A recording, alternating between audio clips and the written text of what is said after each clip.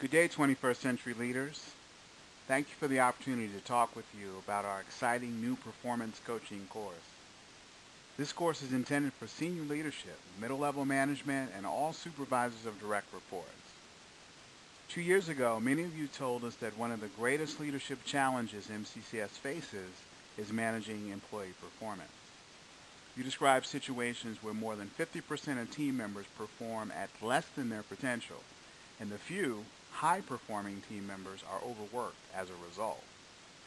What most concerned you was the negative effect you've actually seen supervisors have on very competent employees who, because of their supervisor, only choose to give minimum effort. This is what you've told us, and this is why the performance coaching course gets to the heart of these two questions. Why would an otherwise capable employee only give their minimum effort at work? And why would supervisors choose to only develop, utilize, and even overwork a precious few employees at the expense of the many? During the development of this course, we found that there are many answers to these questions, but none more powerful than mindset. Many supervisors have been taught from their experiences that employees generally dislike work and will avoid it whenever possible. Sound familiar? This belief stems from dated Theory X leadership, and if a supervisor finds this to be true in even one instance, this theory becomes a fact, and the rest is history.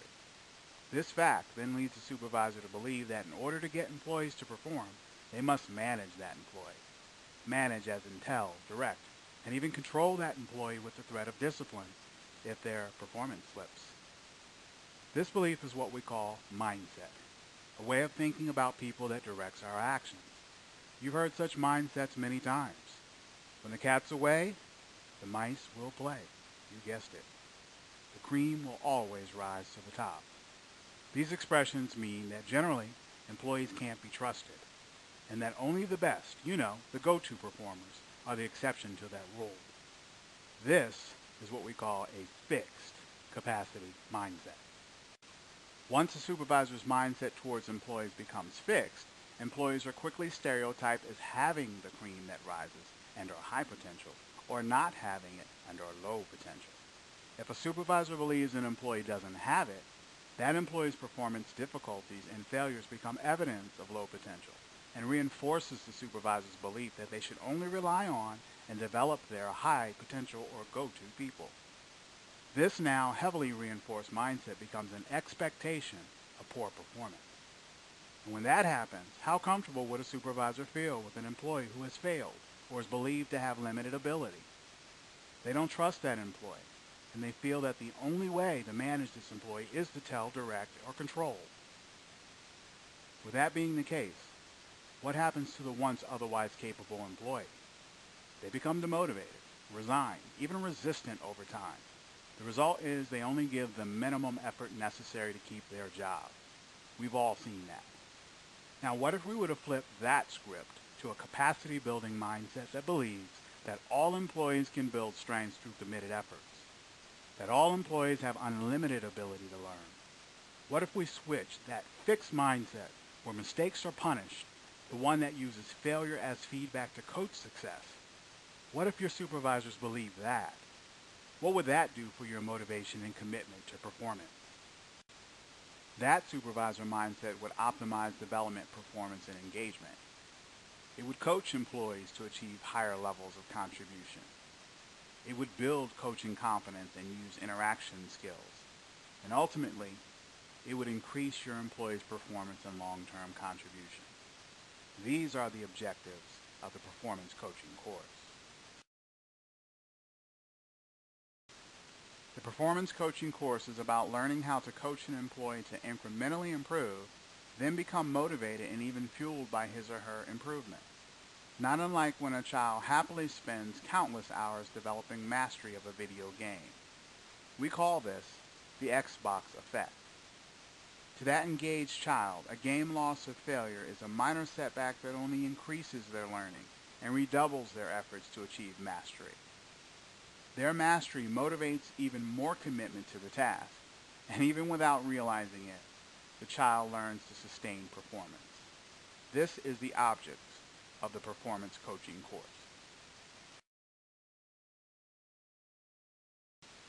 The performance coaching course is built around Harvard College research on the long-term contribution employees make at various developmental stages. All employees begin and contribute at an apprentice or dependent learner stage. Performance coaching develops them through the individual contributor or subject matter expert career stage, supervisory coach stage, and ultimately the strategic advisory career stage, regardless of job title.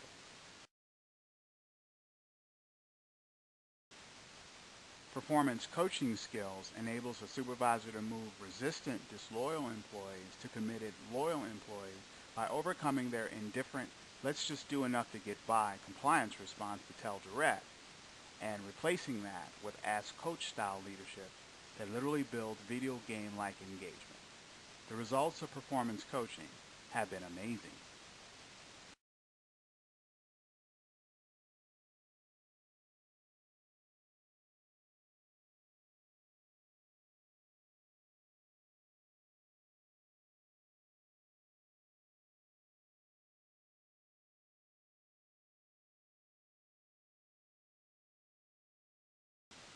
This training profoundly influenced my employee, who then took ownership of the solution.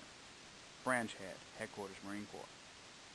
We have been through TQL, ABC, BSC, and LSS for the past 20 years.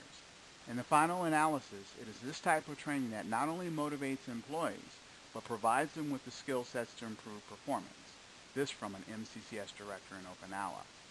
I highly recommend it to any MCCS supervisor. It is too valuable a tool not to be shared and utilized by every supervisor in MCCS, says the MCCS director of Henderson Hall.